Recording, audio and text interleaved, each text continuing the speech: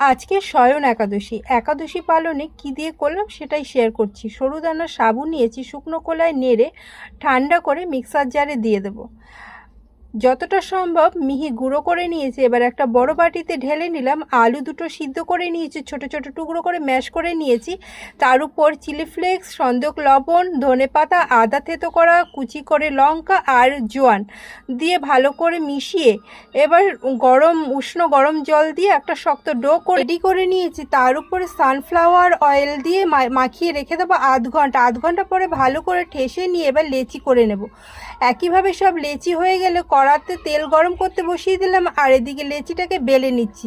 এবড়ো খেবড়ো হওয়ার কারণে বাটি দিয়ে একটা গোল রাউন্ডের শেপ করে নিয়েছি। এইভাবে সব করে নেওয়ার পর তেল গরম হয়ে গেলে একে একে লুচিগুলো ভেজে নেব।